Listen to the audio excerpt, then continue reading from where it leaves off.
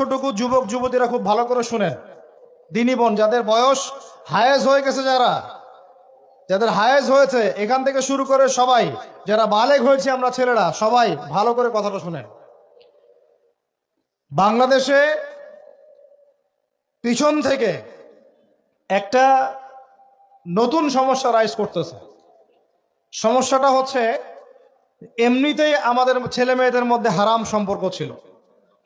এর স্কুলে কলেজে বিশ্ববিদ্যালয়ে যাচ্ছে, ফ্রি মিক্সিংয়ে পড়াশোনা করছে, বাসায় পর্ন দেখছে, ওখানে গিয়ে মেয়ের সাথে হারাম সম্পর্ক হচ্ছে, তারপরে প্রেমের সম্পর্কের নামে জেনা হয়ে যাচ্ছে, জেনা হওয়ার পরে ছেঁকা খেয়ে মাদক, তারপরে গান বাজনা বাদ্যযন্ত্র ইত্যাদি ইত্যাদি, জীবনটা শেষ। এদিকে ওই ব্যভিচারী মেয়েরা কারো কারো ঘরে যাচ্ছে, দাঁড়ান আমাকে বলতে দেন, ব্যভিচারী মেয়েরা কারো কারো ঘরে যাচ্ছে, ওদেরকে নিয়ে আপনারা আবার সংসার করতেছে। এই হচ্ছে না সিচুয়েশন। একজনের 5টা গার্লফ্রেন্ড, একজনের 4টা গার্লফ্রেন্ড, আরেকজনের 3টা বয়ফ্রেন্ড, 4টা বয়ফ্রেন্ড, এই ধাপগুলো পার হয়ে হয়ে এরা সংসারের জীবনে আসতেছে, যখন বয়স হয়ে যাচ্ছে 25-30। সমস্যা কিন্তু এটা ম্যাক্সিমাম সবার ক্ষেত্রে হচ্ছে বলবো না, অনেক একটা বড় অংশ এই সমস্যা ফেস করতেছে।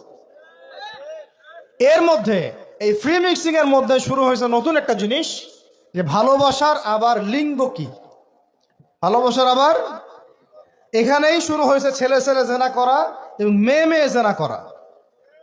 ছেলে ছেলে জেনা করা আর কি বললাম বলেন, মেয়ে মেয়ে জেনা করা, নাউজুবিল্লাহ। এটা কমে লুত, এর শাস্তি আসবে যদি আমরা তওবা করে ফিরে না আসি। এর উপরে এখন শুরু হয়েছে